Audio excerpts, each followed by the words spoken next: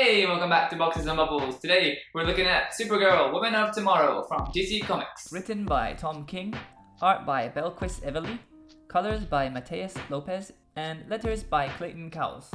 Alright, so let's get autobiographical just for a little bit. I was always interested in comics even as a really little kid, but it was always difficult for me to find an in when it came to heroes specifically. Actually, I didn't start fully reading mainline hero books until maybe 5 years ago. There are plenty of heroes I've still never actually read, and what I usually do is wait until a writer I like takes over a run, or a new run starts with a new number one. For anyone newer to comics like myself, you can and should do that too, I think. Any history you need for a story is usually provided from context, and a very quick read-up on abilities and origin story will be enough to get you started. Anyway, because of that, I've never read any Superman, Superboy, Superwoman, or Supergirl. Though, the current Suicide Squad does have a clone Superboy in it, and I really like him. But that's about to change because Tom Taylor, writer of the awesome Nightwing, which I made a video about a few days back, has a Superman book coming soon, which I'll definitely pick up. And Supergirl had a new issue 1, and I always give a new first issue a chance. This video is going up 10 days after the issue came out because it was one of the last ones that I read from last week's new books. Part of the reason I've never read any Superman Boy Girl Woman comics is that I just didn't see the hook of an unbeatable protagonist. Where, I thought, was the tension and drama in knowing that they'll always be fine and they'll always win. I wasn't expecting to particularly like it, but like I said, I give everything a chance. Yo, I loved this comic. Like, really loved it. I'm going to show you the first page just so you can see what you're looking at when you start reading this. Look at this! For me, personally, colors are such an important part of comics, and to turn to the first page and see this had me raising my eyebrows before I even read a single word. The colors are just amazing, and the way the clouds look around the sun that's right in the center is super cool too.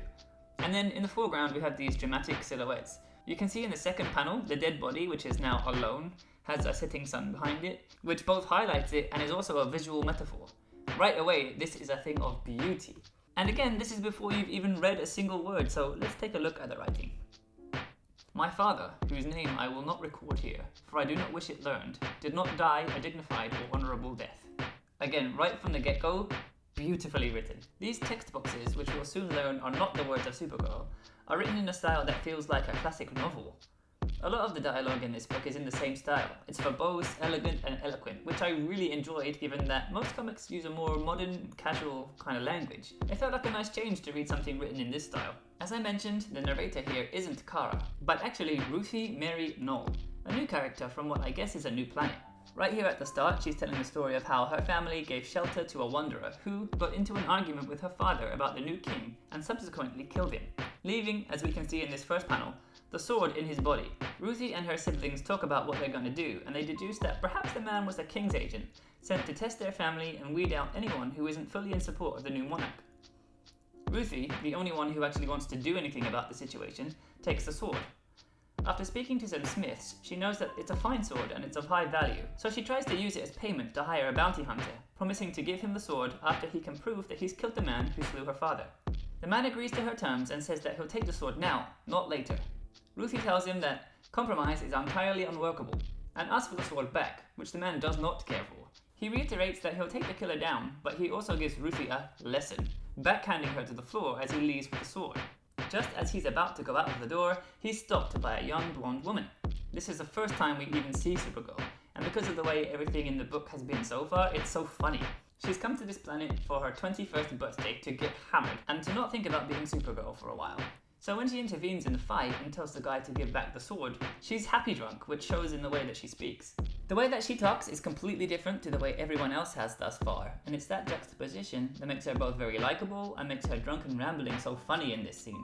The guy starts a fight with her, and thanks to this planet having a red sun, Kara takes some damage to the hand when she smashes a bottle into his face. But, being Supergirl, she easily makes this guy look like a fool and then disarms him. The next morning she wakes up hungover, and after some funny dialogue, Ruthie now extends her offer of the sword in return for vengeance to Kara. Kara turns to her with this look on her face. Look at this. It's an amazing facial expression. Is this pity? Empathy? I don't want to spoil the rest of the page, but I'll tell you that it's one of my favorites in this whole issue. It does an amazing job of humanizing Kara and makes her relatable and likable. Supergirl is in a hurry to get home, but Ruthie isn't going to let her go after seeing her moves. She insists that Kara must not fully understand the worth of the sword, which is amusing for us because we know that Kara really doesn't need a sword to handle her business. Kara takes off in a boat and Ruthie makes her decision. She is not going to let this amazing woman just leave. She swims with that heavy sword the entire distance that Supergirl takes a boat. That's an incredible amount of effort, but she pushes herself and eventually she catches up to Supergirl, who's about to leave the planet in her ship. Ruthie is completely stunned by the machine since it's like nothing that exists on the planet, but Supergirl tries to explain to her again that she has to go and that she cannot kill somebody, but that she understands Ruthie's pain. Ruthie is understandably upset about this and yells at her, saying that she can't possibly understand how she feels having lost her father, who was her whole world. Of course, as those of you who have read Supergirl before know, Kara knows very well the pain of losing a whole world. But that's what's so ingenious about having the narrator be someone else, someone who doesn't know Kara. It enables exposition to be given in a way that isn't a boring recap for those who already know, because in the narration we're hearing Ruthie's thoughts on it in a past tense from some point in the future. But it still gives important backstory for those of us who don't know it. And on top of that, it's giving so much more weight to this emotional scene by doing that. This is some masterful storytelling. Anyway, Ruthie's emotional speech gets to Kara, who tears up when she explains that she came to this planet just for a break. There's an absolutely wonderful moment here where the narration and the dialogue's path cross at the same word. The word that they fall on is invulnerability, which is juxtaposed so well with Kara suddenly taking an arrow to the chest. What happens next is totally unexpected, leaves the entire future of the book a mystery, and is also very funny, but you gotta copy it for yourself to find out what it is. Beautifully written, a treat to look at. Clever, funny, emotional, intriguing. This is an absolutely killer first issue. I was just floored by how everything came together and the ride this book takes us on. I did not at all expect to like, let alone adore, a Supergirl book. This was just an awesome surprise for me, and I was so buzzing when I was finished reading it. Issue 2 might be the first book I read the week it drops. And that's all for this one. But if you're interested in any other books that came out recently, make sure to check out the rest of the channel for other spoiler-free reviews. And follow along at Boxes&bubbles on Twitter to hear about a whole bunch of other books that I just didn't have time to make videos for.